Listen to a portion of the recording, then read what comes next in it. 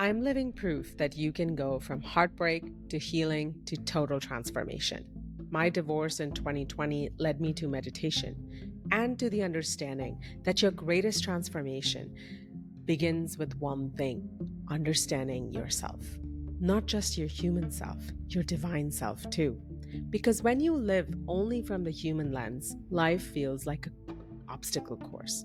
But when you align with the divine in you, life becomes a colorful path, guided, adventurous, and deeply aligned. I'm Charu, and this podcast is your invitation to begin that journey. So let's begin. Welcome. Today's episode is for you. If something sudden, shocking, and completely out of the ordinary has ever happened in your life that left you in grief, in disbelief, and not knowing what comes next. My guest today is Chanoa Inez, author of Dream On: How to Create the New Life of Your Dreams After Upheaval or Loss. Chanoa's story begins with a life altering loss, and what followed was a long, honest journey from survival to self building to real joy again. So let's start with welcoming her to the studio. Hello, everybody, and welcome to Your Colorful Path. Today, I have with me the author of Dream On: How to Create the New Life of Your Dreams After Upheaval or Loss. This lovely lady is Chanoa Inez. Chanoa, right? Yes. Chanoa, welcome to Your Colorful Path. Thank you, Chanoa. When I read about your life and when we talked, I knew immediately that this was definitely a life that had to be rebuilt from the inside out. And I say that because I want the audience to know that today's episode is really for you. If something completely bizarre and sudden and shocking has happened to you in life that has left you standing with immense grief and shock and not knowing what to do next. And I know that your story and how you have made it a journey of discovery of yourself and your path is going to speak deeply to our audiences today. And so, for anyone listening, if something crazy and sudden has happened to you that has led you to have a very different life or have a certain dream that you dreamed slip away from your fingers, then this episode is going to speak to you deeply. And so let's start at step one. I think it would be good to start from that night in Montenegro where a lot happened. Do you want to just take it and run with it?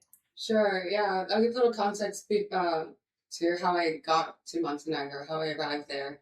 So Yeah. at the time, I had a boyfriend from Montenegro. We lived together in Miami Beach. And the first time I went there on vacation, I came back and I didn't want to talk about vacation. And everyone's saying, I saw your pictures online and asking questions. And I really couldn't talk about it because I know I didn't want to stay in Miami. I just didn't know where I wanted to go. And when I went there, I was just like, I don't know how I could go back home now. So we both decided, since we both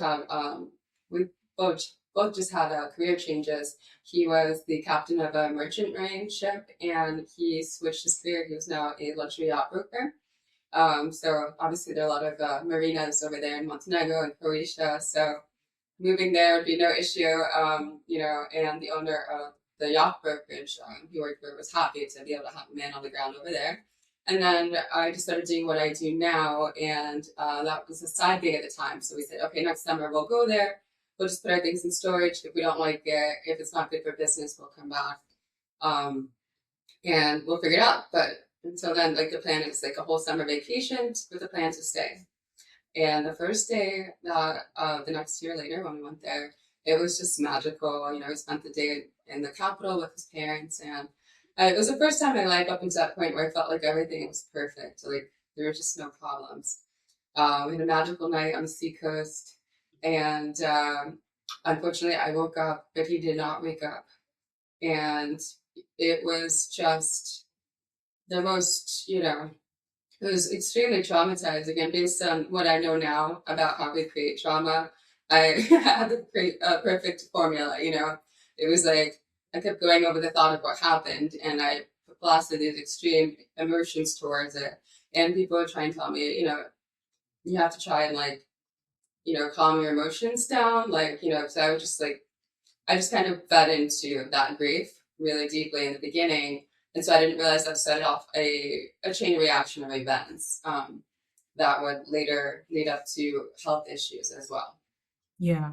So just to take a step back and reiterate what had happened, because I think it's really important to have people understand that you basically just suddenly lost this person that you were building your whole life with, so many dreams, completely out of the blue, very happy, satiated with life, going to bed with just regularly, like all of us go to bed hoping to wake up the next day.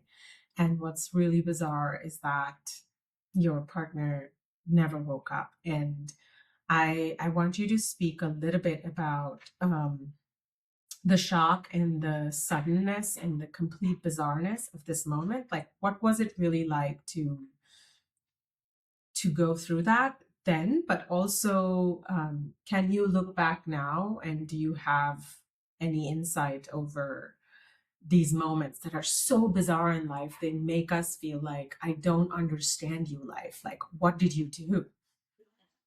Yeah.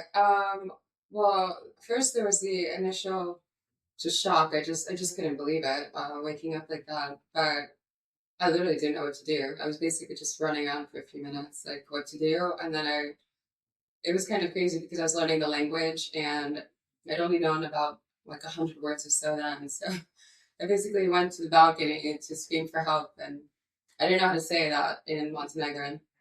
So I just started screaming for help in English, and it was really jarring because it was a beautiful sunny day on the seacoast. We have the sea view at the condo there, and there are people all in the square, happy people, and there's like swim clothes, and then I'm screaming for help. Thankfully, this teenager who had the strange synchronicity, she was at the restaurant with her family that we went to the night before, and she remembered they were playing live music, nobody's dancing. He pulled me up, and we got up and we were dancing, and she was watching us and how happy we were. She happened to be in the unit below, that's her family's unit. So she came running up with her mother, and then they helped like to call, paramedics and everything, and try to calm me down. And she spoke perfect English. There was a strange synchronicity because I kept in touch with her, and I found out I know her stepsister. Her stepsister, I know her from Miami, from his friend circle. And yeah, and the stepsister, the Wow. stepsister's even estranged from that family. But the strange thing, I saw her like, a week before we went there. It was just really bizarre.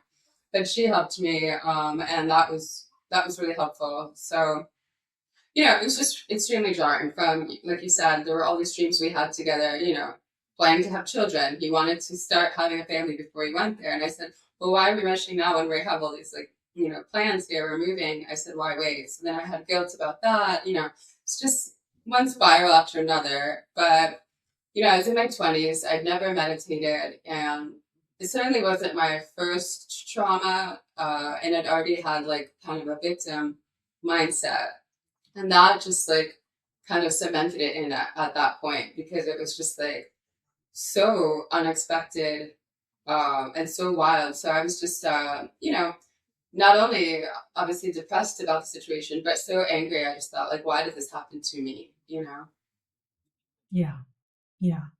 And very understandably so.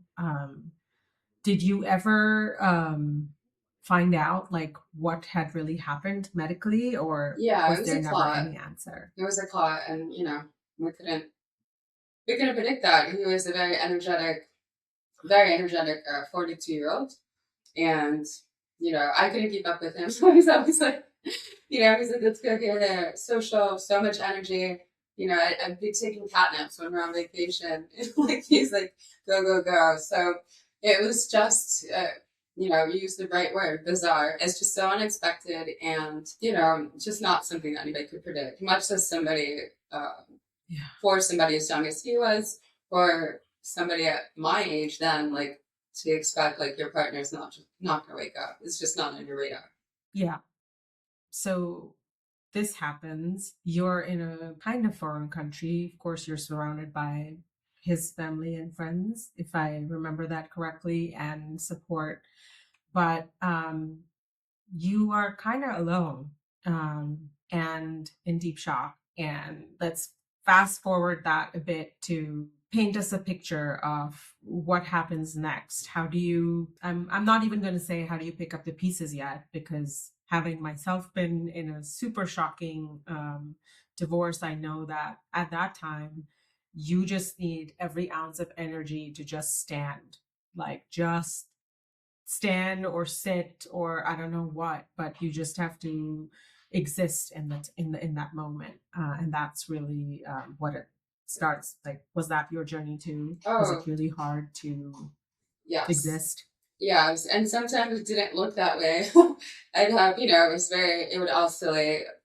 But, I got through the summer and then I went back to Miami to organize our fest. His sister lives in Fort Lauderdale, so met up with her and we did all of that. And she was there for much of the summer. So it was great. I did have a support system, but I went back to do that and to, you know, sell my car and get my things. I was moving to Europe.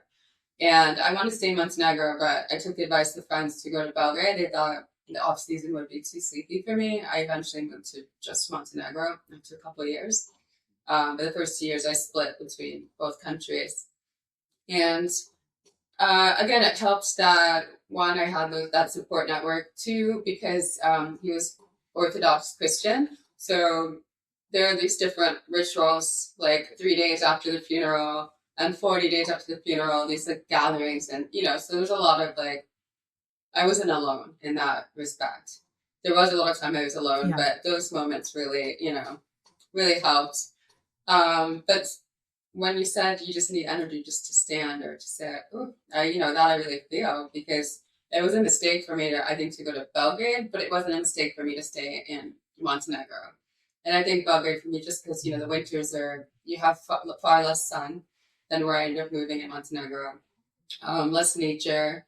And at the time, my biggest client was headquartered between, they had two headquarters. One was in Michigan and one was, I forgot where, in China. So I was like on video calls until like 1 or 2 in the morning. Yeah, so sleeping late, so not getting much sun on top of this going through grief. So it was a very weird combination for the first couple of months there. But it was really just like, as you said it, like day by day. Some days it's like, all right, I'm feeling good, I'm meeting friends, I'm feeling positive. Other days, I would just sit in the couch. I remember I had a little chair like this, like for one person, and I remember it would just take me sometimes a couple of hours just to stand up, and I'd be like, "You're gonna stand up now," and I just couldn't do it.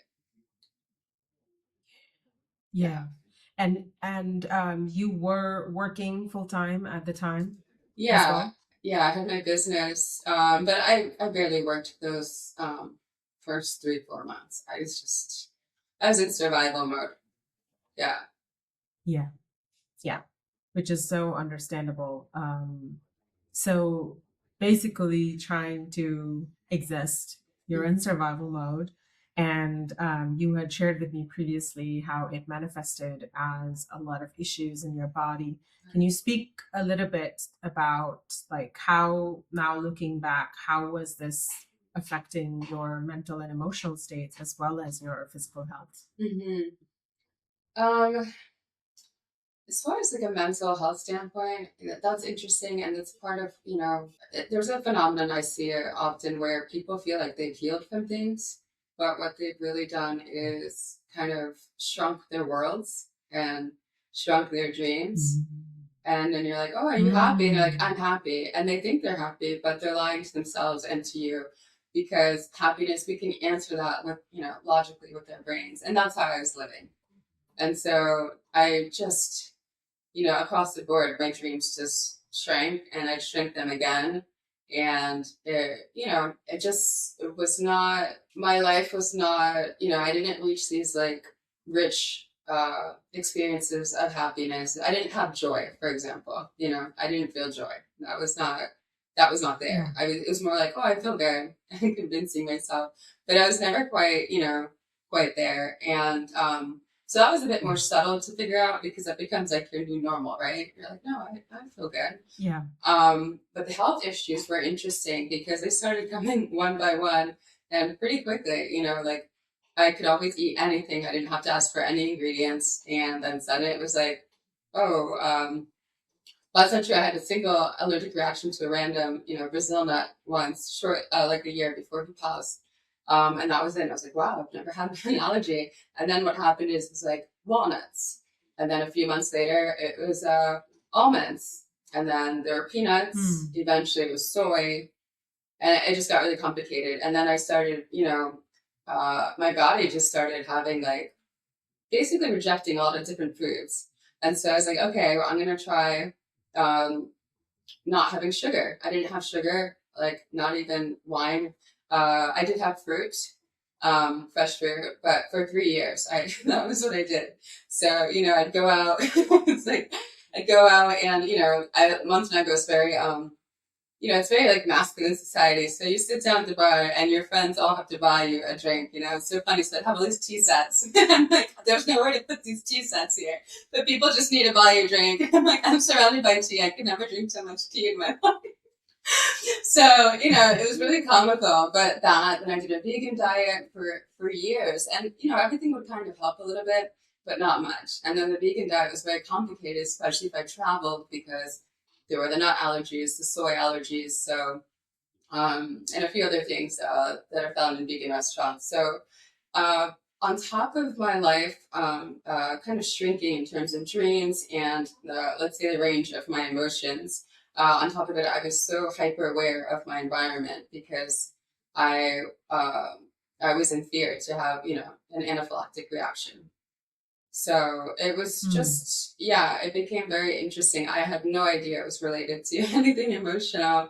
Um, but the things just added up. And then actually later, the last thing that happened connected to that, ovarian cyst, a chronic ovarian cyst, several of which sent me to the hospital. And so, yeah, that was the thing that just kept happening. And I never saw the connection. And the last thing would be, I think I'm Mm. often forgetting, but there was a chronic tendonitis, which is wild because I'm a writer. So it started at the hands, it moved to the elbows, and it would be like opening a jar could ruin my whole week. And I That's tried painful. everything. Yeah, I tried everything. The doctors wanted me to do surgery. I'm glad I didn't do surgery because that doesn't usually go well. I tried physical therapy, a lot of different things. Nothing worked, so I just gave up, even though they say if you don't treat it, the tendons just kind of waste away. But I was just like, well, there's nothing else I'm going to do here.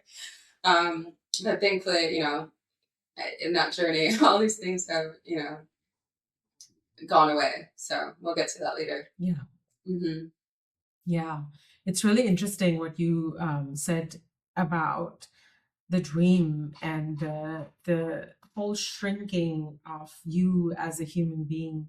I fully understand it because I think, especially when, in my case, it was a conscious decoupling and a divorce, but in your case, it was kind of like life putting a wrench in your dreams with this partner, this beautiful person that is just not there anymore. And I think it's that feeling of going from to a team to like back to solitary can be very unsettling for the body and the mind. And I know for me, it was exceptionally unsettling, even though I had chosen it.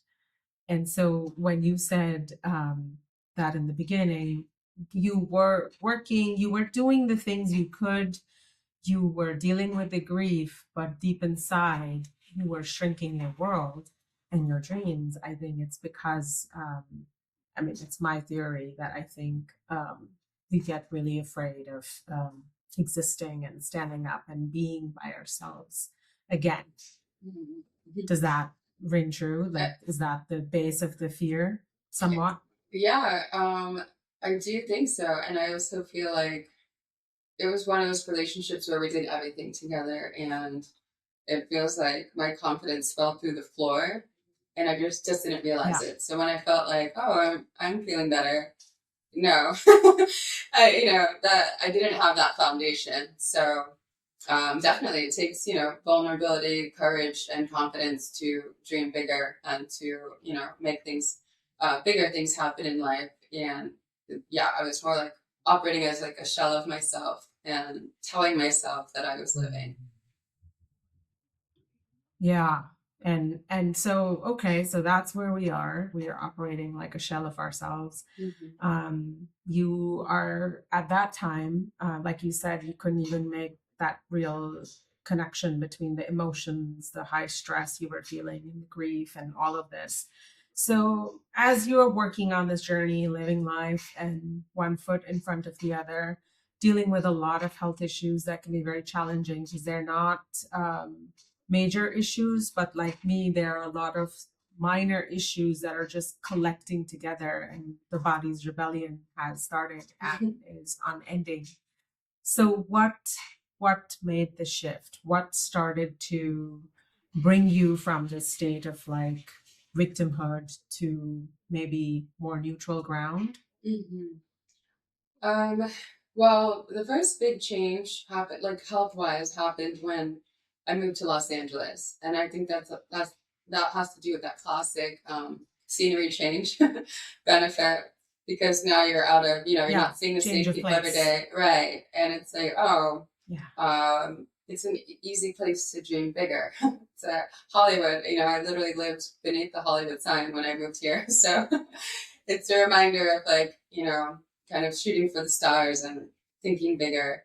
So that really helped. But then, Beautiful. it took a while after I moved here though, but that helped with the health issues and everything but the actual allergens. I started eating again, including, I was able to eat meat again when I came back here and come off of the vegan diet, which was a huge change.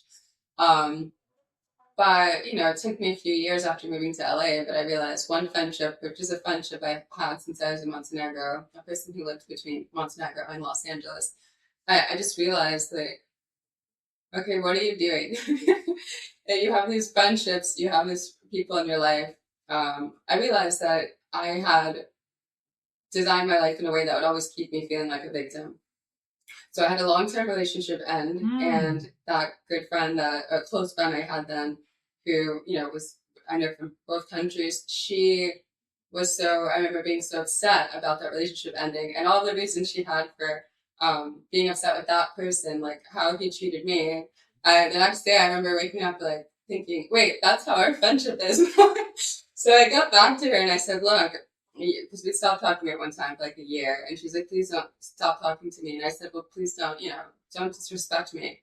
So I came back to her and I said, "Look, if we're gonna be friends, you're gonna have to change because I see a direct line between your behavior and his behavior, and that's just not acceptable to me anymore." And she basically said she was too busy to change, and so she's sorry about it.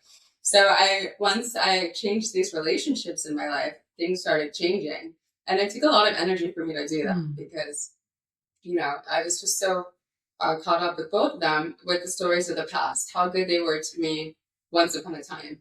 And then I made excuses for them. But I realized I was suffering all the time, but it's like I chose to suffer. I chose to spend the majority of my time with people, that were treating me a certain way.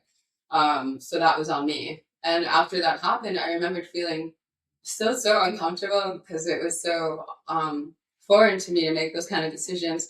But I started feeling like so free. I remembered having this surge of energy, and I remember exactly where I was driving to go get my earrings polished and their annual polishing. And I remember I was in the car just like kind of shaking because it felt like a conflict, that conversation.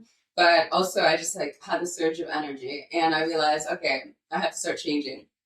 Fast forward almost a year later, I started dating somebody who was doing Dr. Joe's work, and he basically didn't change at all after his first week long, so he wanted to go back for another one.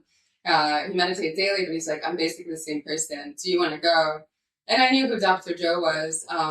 I'd seen what the belief, but I hadn't heard about him for a while, so I didn't know about his meditations.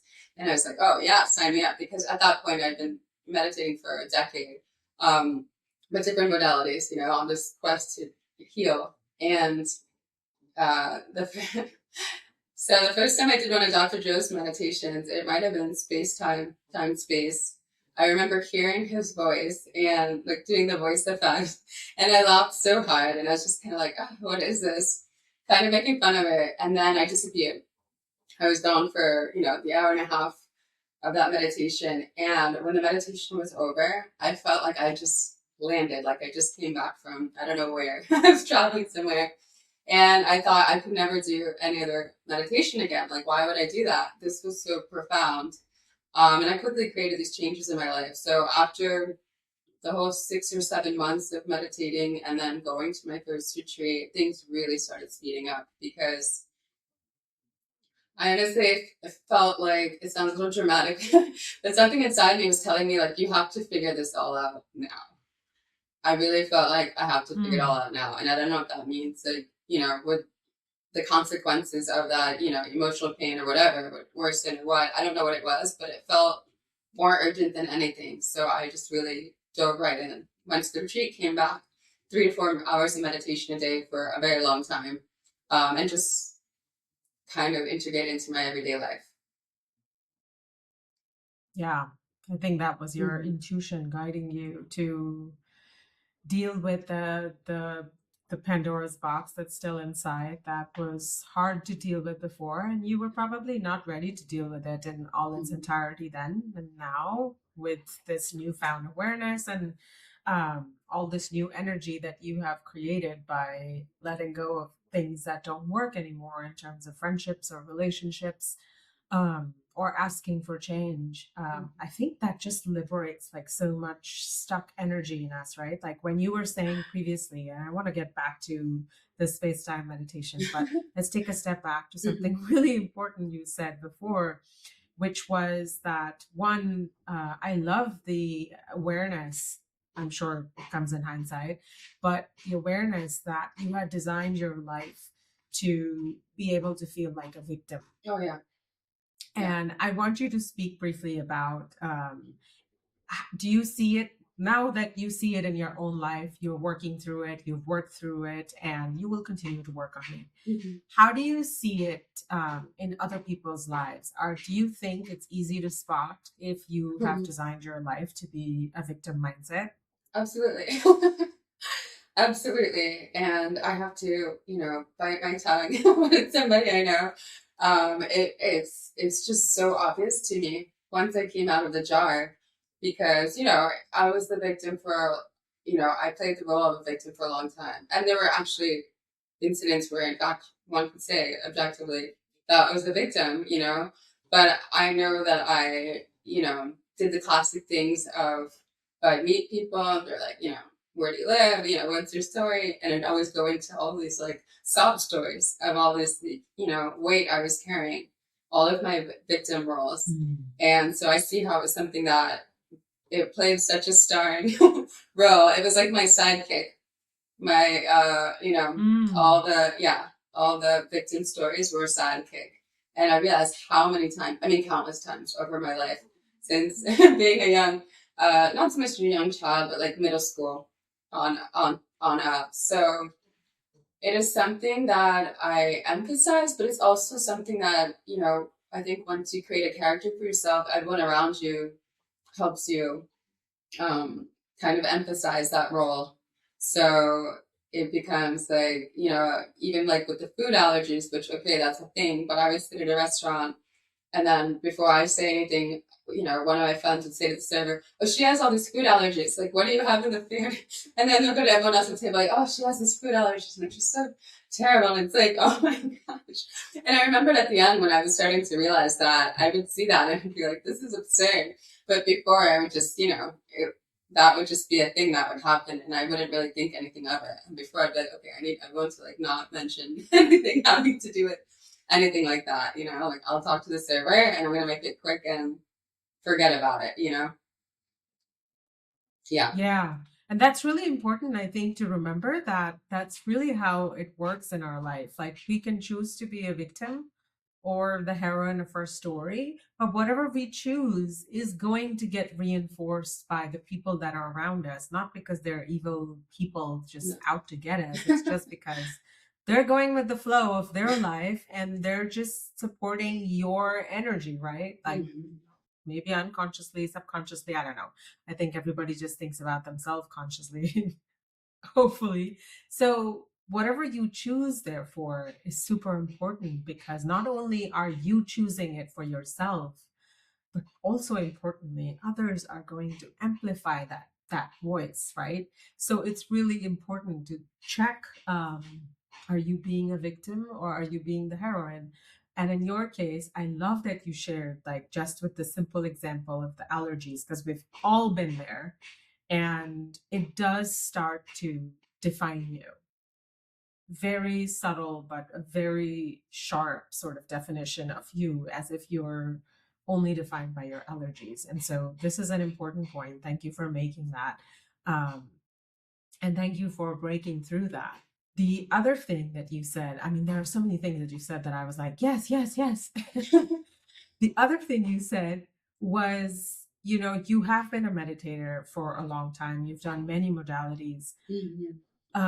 And of course you shared before that, some things worked somewhere, some things didn't work, and some things took a long time. And so by the time you went to a Dr. Joe retreat, was it just curiosity of the work that you wanted to check out, or was there a deeper pull?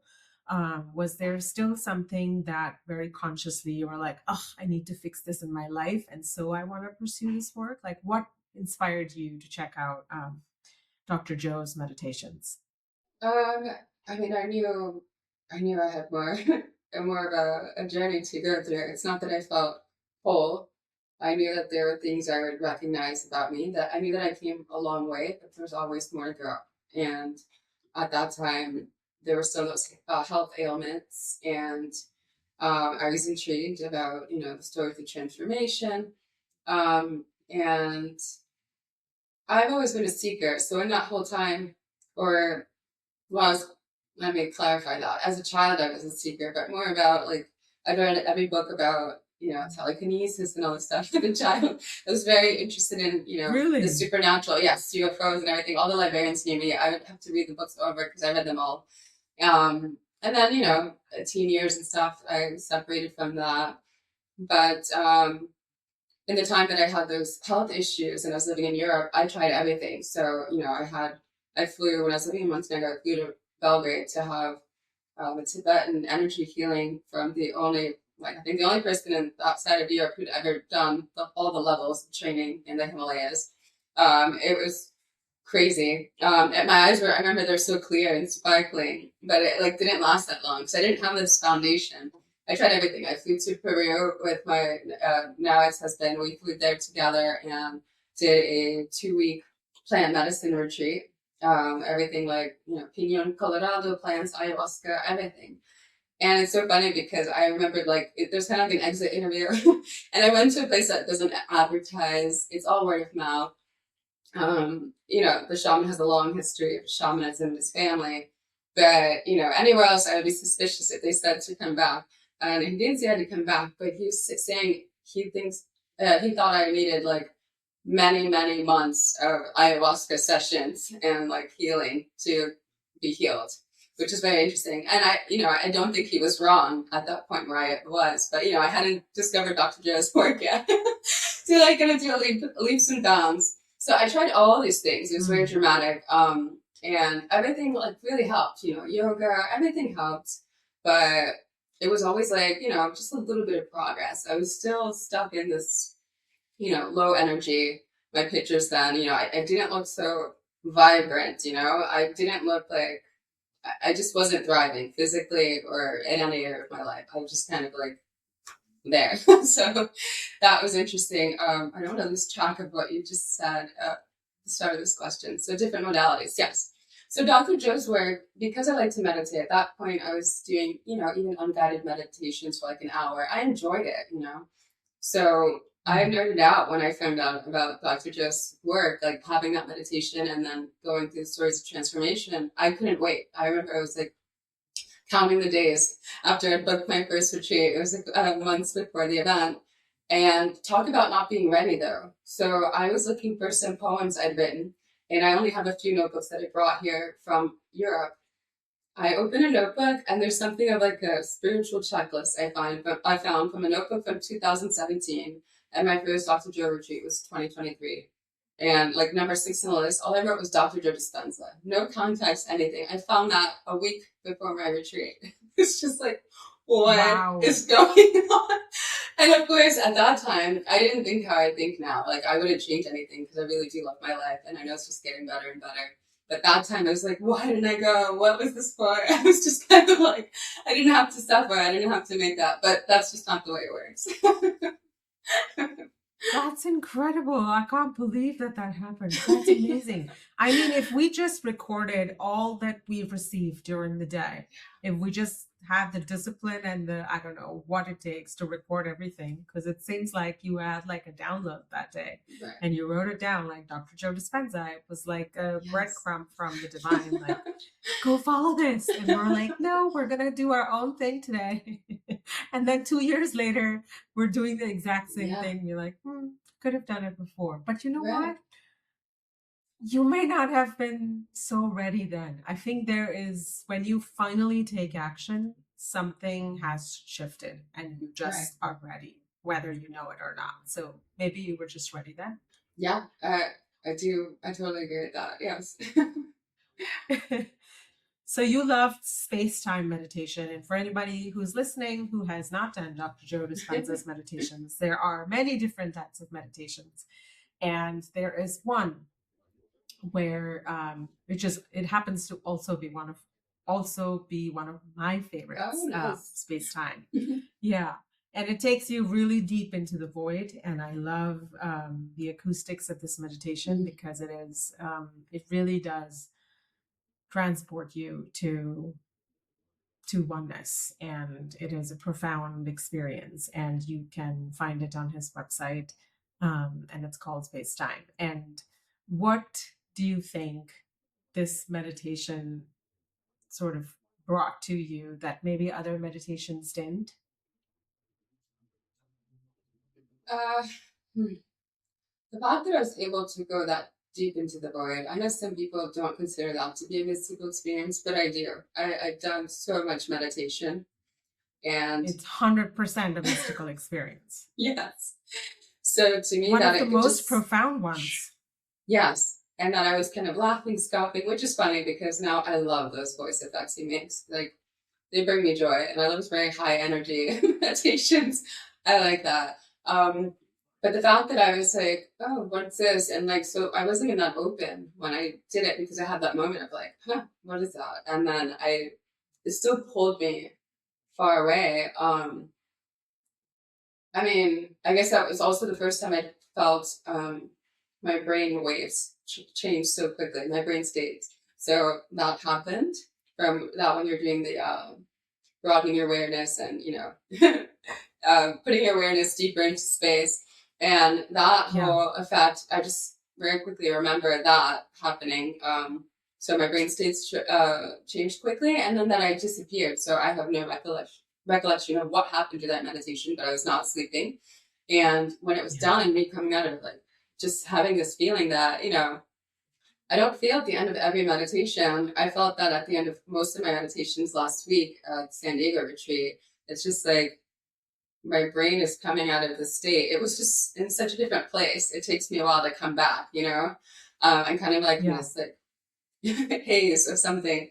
And I felt like that, and I just, I can't even put into words what that felt like, but it was just like, I found gold. What is this? And like, that's it. Like, I just found more of this. Whatever this is, I need to know more about it. So. Yeah. Yeah. And I always tell people that once you have experienced that moment in meditation, which is very hard to describe, it is very hard to put it into words. But once you experience it, there is nothing in the world like it. You've not had an experience like it, which is why it is so hard to give an example of what it's like. But once you experience it, all you are is addicted to that feeling, because I think it is that feeling of oneness. It's that feeling of wholeness, of being able to meet your divine self. And once you do that, you want more of it. And then, I don't know for you, but for me, I definitely feel like tasting that feeling made it much easier to go back and pursue meditation as a part of my life, as life itself. Did that make it easier for you? And if so, how do you think it translated into your life in like the other effects it created? Mm. Yeah, it definitely made it easy. It was never difficult for me to incorporate like regular meditation before that. But Dr. Joe's meditations, there are shorter ones, but the ones that I think most of the students love, we love, an hour plus meditations, and it was a no brainer for me. I really love that feeling of um, connection with the divine. It's not something I'd ever experienced before. And it's Yeah. like the ultimate act of self care. Like, I'm going to give myself this time, forget everything else. I'm going to have this profound Yeah. experience just right here in my home. It looks like a normal day, but I can't describe it. It just feels, it just feels so profound. So it was easy. I really nerded out. And when I got back, not only was I doing, the 3-4 hours of meditation alone. Some of them I was doing alone, but some of them were like remote meditations on Zoom with like private groups of Dr. Joe students. And, I was participating in private healing sessions as a healer. And I was just like really, I think that really helped me too, having that community element, sometimes sharing what happened in our meditations. So I really just integrated into my lifestyle almost immediately. And the changes in my life were just, they just kept piling up. Things just kept happening. Wow. And so the health effects that you were first mentioning that were like a long aftermath of the loss that you had faced, did that improve as well with time, or had you sort of worked your way through it before then, or was it an overlapping journey at all? Completely overlapping. So there was a day when I felt like I should try soy. I kept having this thought, and I remember from the stories of transformation, I was like waiting for, not waiting, but I didn't want to just like try it and then test it all the time. Just like, it's kind of like checking, is this working? Is this working? But I remember people were saying like they just had a feeling and they went and ate something. So I kept having a feeling, and I live near Thai town in LA. So I was like, all right, I'm gonna go get my favorite dish, but not modify it. I want it with soy sauce. And I remember picking it up like to go, and I was like paying, and then suddenly I could feel allergic symptoms starting. I was just paying, and I realized my body is so trained, like it knows I'm gonna have soy, and it's already reacting. So I was just like getting into heartbreak coherence, like no, calm down. I get home, and it's Mm. like, yeah, allergy symptoms start again. I haven't even touched the food, so I just sat there, meditated for a little bit, and just calming down because like, no, this is because you're trained to react that way. But this allergy, I no longer have that allergy. So when I finally Oh, calmed down, fantastic. yeah, when I finally calmed down, I started eating, and nothing happened, and I was just like eating with tears rolling down my face, and it was wild because like later I saw the bag and like the recycling bin, and just looking at the bag, like the symptoms wanted to start again. So I just had to calm down. It was literally, my body was just so used to that. So that's it. I started eating soy all the time.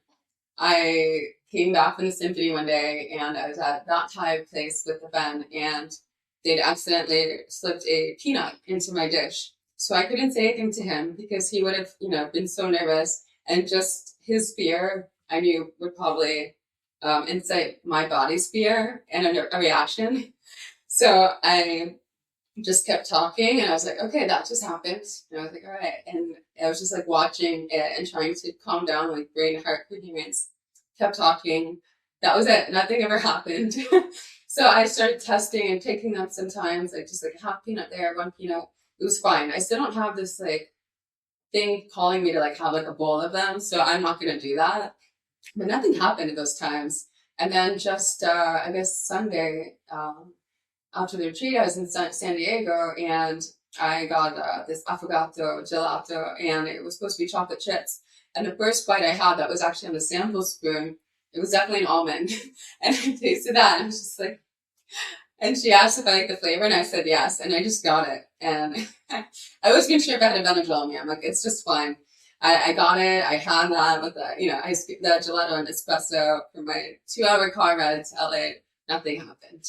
And I was watching it. I could always pull over, stop at a drugstore if needed, but nothing happened. And that's what happened. Ovarian cysts, there was like one incident.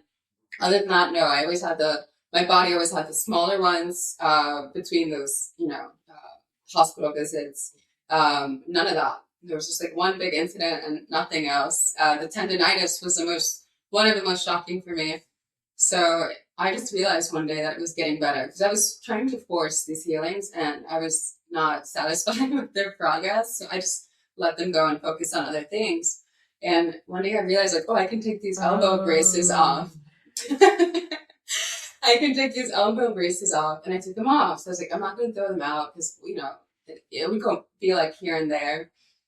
And one time I actually had a spontaneous healing, which was just wild. In one moment of like, it was a remote meditation, and my arms just shot out, and it was electricity, and I could feel my hands, like electricity pulsing my hands all the way to my shoulder blades, and I could feel perfectly. I was like, they're perfectly healed.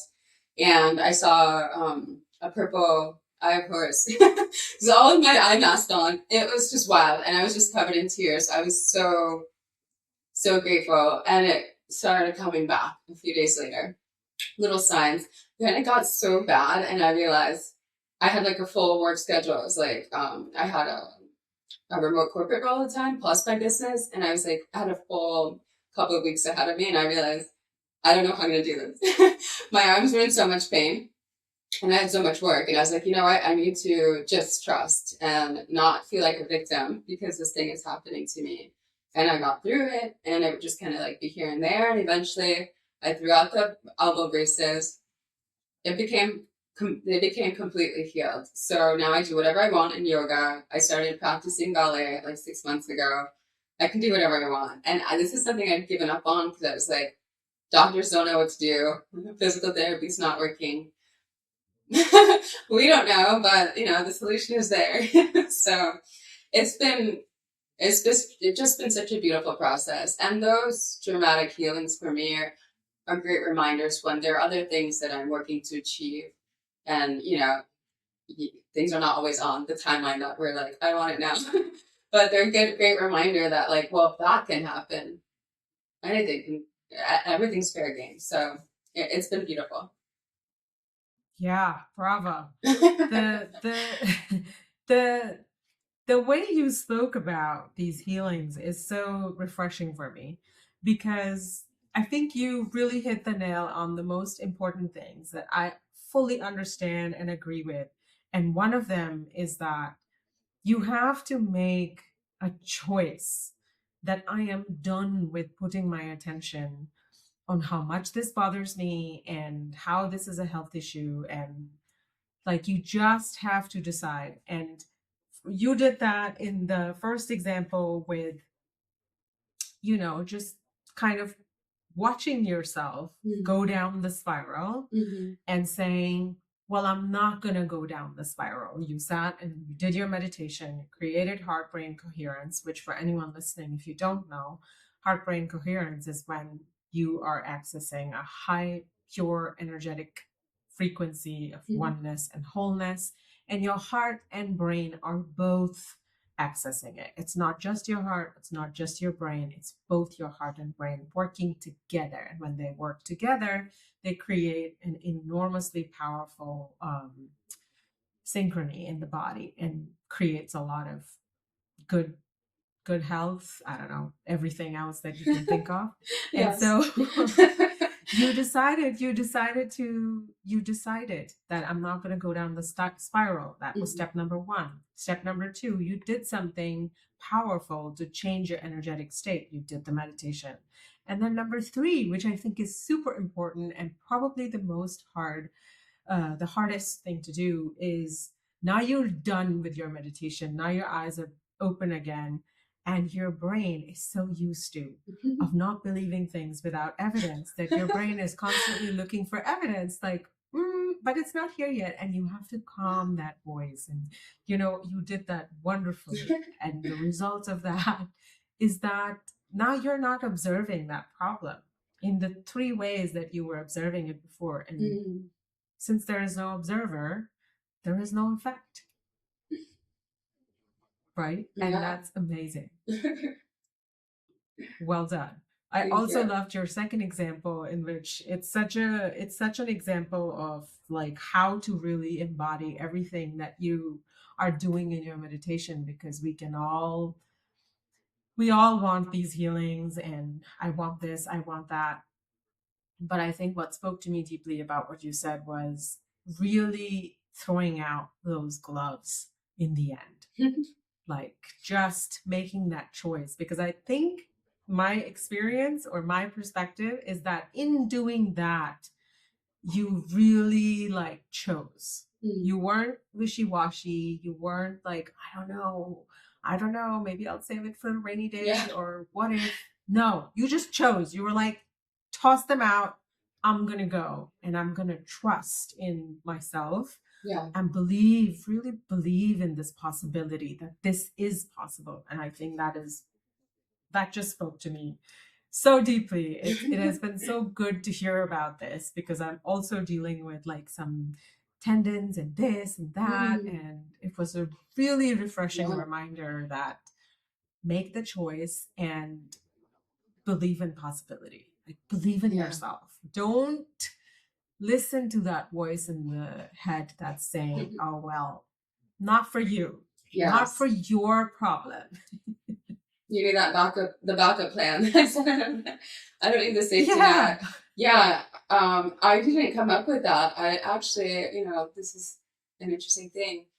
Before I had all those health manifestations, I there was a point where I was watching so many stories of transformation, and I decided to watch every single one of them. So I've only missed whichever ones came out when I was just at the retreat. So I'll be catching up on those later. And I did it on purpose because, like you said, it's so easy to think, oh, that's for somebody else. Oh, this happened to so and so. But when you see so many different people having these wild healings, so I remember somebody saying he kept pushing his walker, and then he just didn't want to see anymore, and then he was moving faster. So I was like, every time I would open, my file cabinet and see those elbow braces there waiting for me, it would put me back into like thinking about pain. And so I was like, yeah, no, that's just gotta go.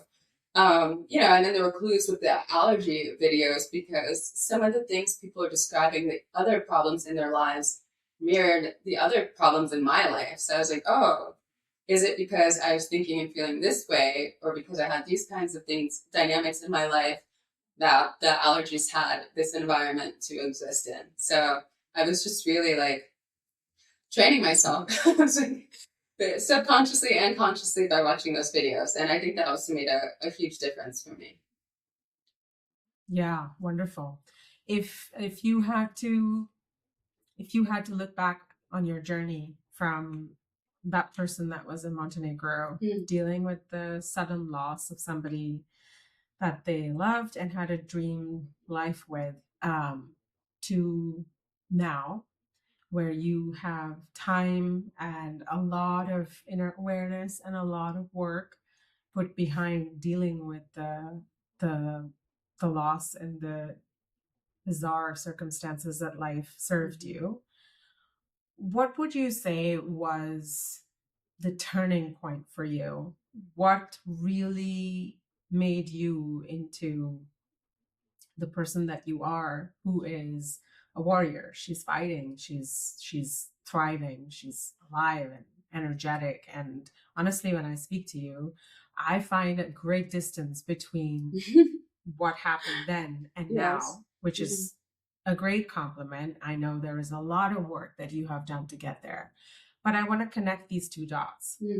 From on this journey, what was the turning point? Why have you not become somebody who begrudges their life, is sad about what happened, is not falling in love, not giving chances to other people? Right. You're going ahead in work, in business, you've written a book. What is the reason? Or if there's Mm. a few reasons, please elaborate. Well, thankfully, there was always some amount of optimism that stayed.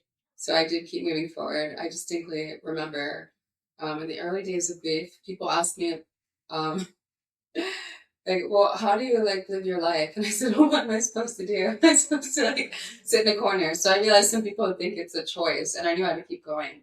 I didn't realize how far I was from, living a full life, but something was always pulling me along.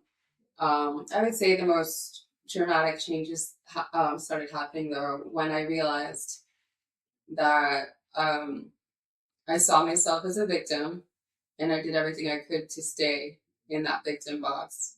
And that actually, if I had been working on my self love before, because I thought that wasn't an issue, if I'd been working on that earlier, I would have healed much faster because I realized, well, how can you love yourself and have these people in your life?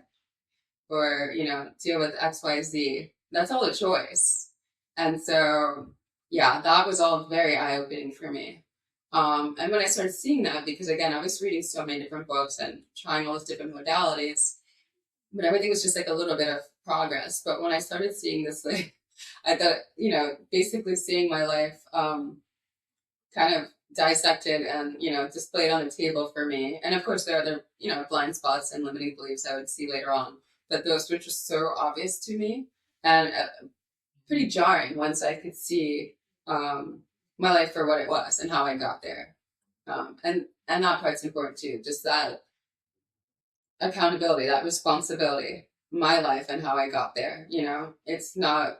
It wasn't my decision that I lost my boyfriend in that way, but how I responded to it, especially after the initial season of grief, that's all on me. And so also like those Mm. friendships and everything like that, because especially I think for someone with the victim mindset, it's very important to say, okay, yeah, that happened, but what is my role? So even now, if something's like, victim thing, there's a thing at the place I was living, and my friend said, "Well, in this situation, you actually are a victim." And I said, "Yeah, but I can't think like that. That's a slippery slope. I can say these people are responsible for that, and then how am I going to react to this? Because it's very easy to just say, well, this thing happened to me, so X, Y, Z, and that's not the direction I'm going in." Ah, that's just giving me goosebumps. I mean, this word, right? This word used to scare me, like take responsibility for your life. But these words are life changing. Like Yeah. if you can just switch from that victim mode, because in the victim mode, you are the person that's saying, well, everyone else is responsible for everything that's happening to me. And then if you can switch, like you said, Mm-hmm. to, well, yeah, it has happened. Something bizarre has happened, but my life and my reactions are my responsibility. Right. I just want to like have a moment of pause to this, honor this. Ooh, let it land. Wow, that is powerful. I hope anyone who's listening, who's half side of the brain, maybe going into like, well, oh, look at all these things. Look at what my husband does. Look what my friend does. Look what my board members do. I don't know. Mm-hmm. Can just pause and check in, like you said, what is my role in all of this? And if we can Yeah. just answer that question, I think it leads to a far greater, richer experience of life than otherwise. So thank you for sharing that. Yes. We Thank you. are, sorry, go ahead. I was just gonna say thank you for saying that because yes, I'm here, like, very happy and bubbly, but I don't want to pretend that the spiritual journey is one, or personal transformation journey is one that's like all, a cakewalk. There is that, that moment where you have to take responsibility, accountability, looking in the mirror. Some things can be quite difficult, but the payoff is just more than worth it. It's like, it's outsized returns. I just want to add that. Yeah, absolutely. I actually feel that I have learned through a lot of testing and failing and failing and failing and failing more, that ultimately I have to just shift my mindset to one thing, which is that you are your only project. And if you can really stick to that, and in every situation, just ask, like, if I'm my only project, then I don't need to worry about what others are doing or not. I just need to see what is my role in it, like you said, take responsibility for it, and then walk the spiritual path, walk the path of life with that awareness. And I can say from personal experience, it definitely changes your life. And I think that that is evident in your life as well. All that inner work has now led you to this beautiful creation of yours, your gorgeous book, whose cover I'm absolutely obsessed with. It's called Dream On: How to Create the New Life of Your Dreams After Upheaval or Loss. I want you to speak to it a little bit, actually a lot, because it's a wonderful offering, Chanoa. Um, yeah, I didn't plan on writing a book. Someone told me I should write a book when I was still grieving, and thankfully I was wise enough to not write a book then. It would be very dark. um, but what's interesting is after, diving so deep with this, all these life changes and the advanced meditation, I really thought the grief was way behind me. I thought any stress I had, would be related to, subsequent things in my life. And that was not the case. So there was a moment where I just felt I just come so far with my healing in every sense of the word. And I distinctly remember walking across my living room and just like getting struck with an insight that I'd only just then come out of grief. 11 years after he passed, I realized I was carrying that the entire time. And it was so shocking to me. And then I took like another couple of steps, and the next insight was, and I have to write a book. And I was terrified because I didn't want to write a book about this, but it was very clear to me that what the assignment was, like, you have to write a book. And that book's going to be designed to help people reconnect to joy faster, because there's no reason anyone has to live in pain or, live with smaller dreams or as a shell of themselves for that long. It can be much easier. And so that's what kept me going in the writing process.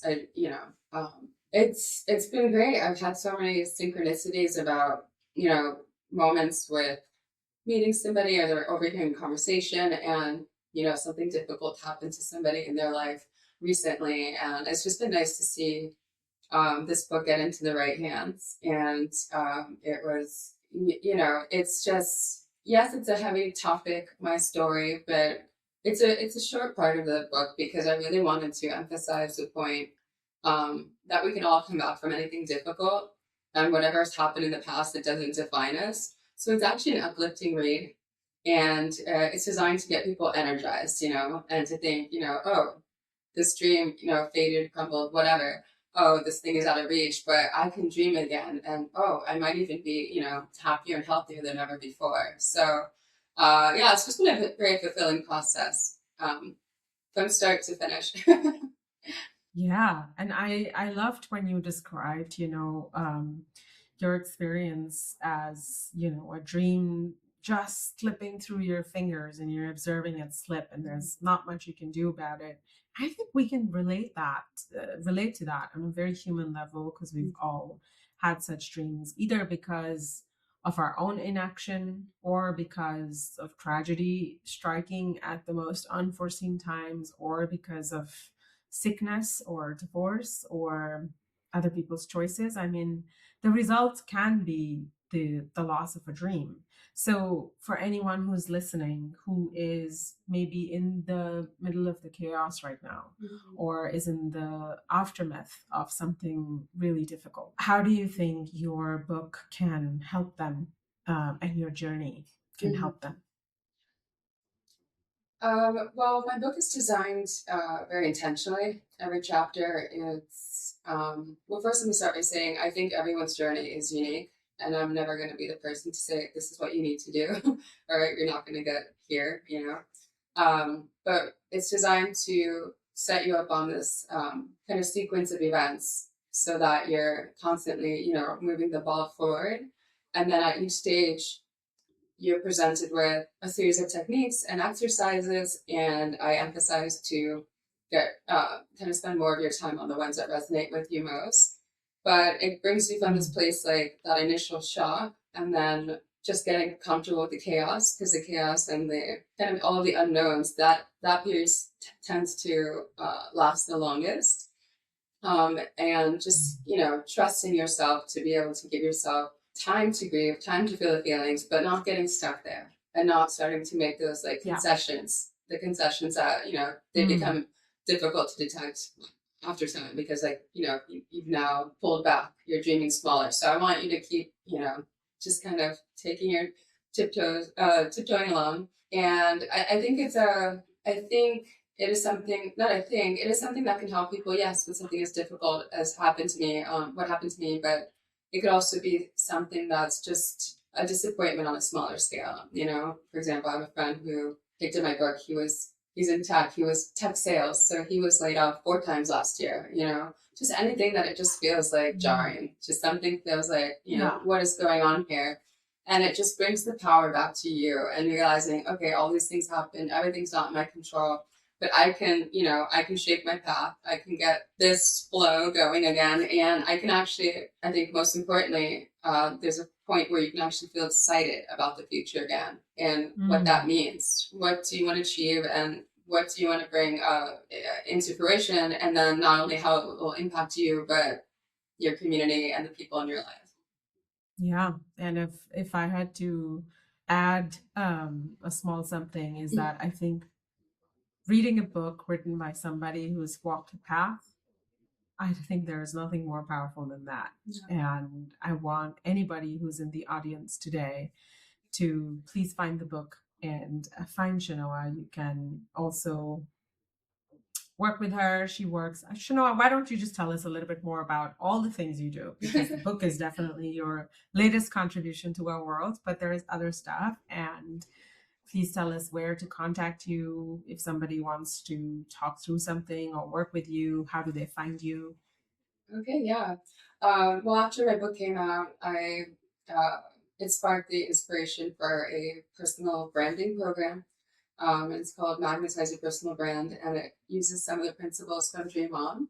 I realize people keep talking about the importance of having a personal brand, but the focus is usually on the superficial or external aspects. So it's basically personal Mm. transformation meets personal branding. Because what I've noticed is the more you show up as yourself and the more you know who you are, the more the opportunities can flow to you, because I mean, that's magnetic. You're not going to be everyone's cup of tea, but the people who resonate with you, like they just, they just can't stay away, and they'll always keep you top of mind. So it's a fun program. That's a one-on-one program, and I have the online course coming up soon. And I also help clients with Amazing. the messaging and positioning aspect. I come from a long copywriting and strategy background, so I've incorporated that into the program. Yeah. And you can find Oh, all of this and my wonderful. book at my website, chanoainez.com. And you can find the book on Amazon as well, right? Yeah. Pretty much all major booksellers, Apple Books, Audible, Kobo, etc. Oh, great. I didn't know there was an Audible version as well. I think I might just do that. Oh, yeah. I'll have to I love record it. it next time. I But have a great narrator, but it's funny how many people told me why didn't you record it? But you see, I'm already losing my voice, so I'll have to train for my second book and get into a studio. yeah, you do have a wonderful voice. It would be great to hear it from you. But also, Thank I'm you. just kind of inclined to order the hard copy because I love the cover. It's just like super beautiful and colorful, and it reminds me a little bit of like your colorful path. Oh, great.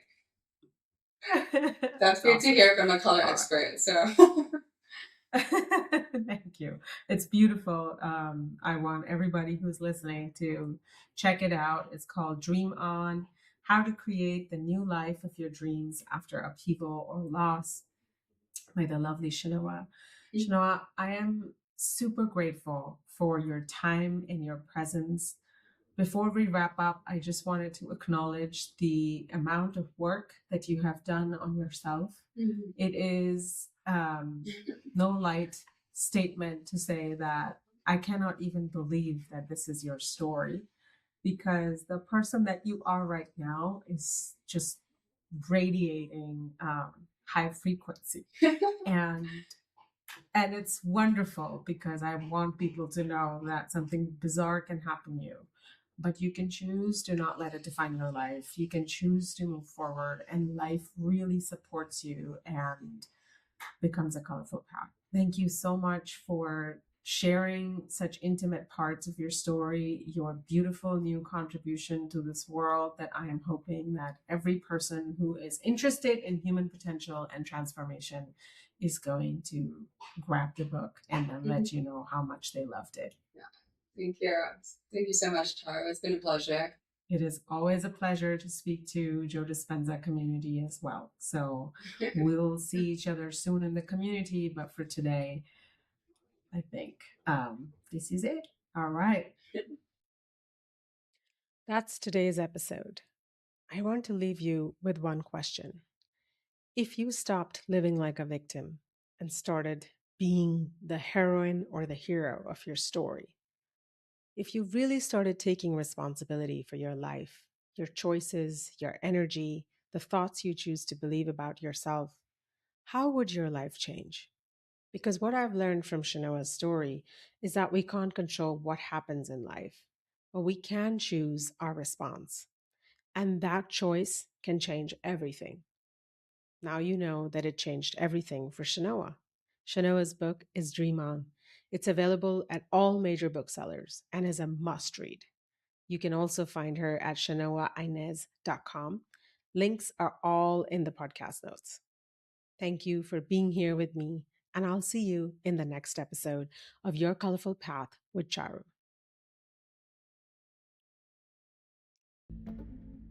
If this episode moved something in you, please hit the follow button. Please leave a review, a star rating for us. It really matters to me to know how you feel about things. And I hope you continue to walk this colorful path with me. You can reach me anytime through Divine Amuleto, my Instagram account. That's where I share the tools, practices, and fine jewelry that supports this journey of transformation. So do check it out. Thank you for being here. Until next time, may you keep listening to the wisdom within.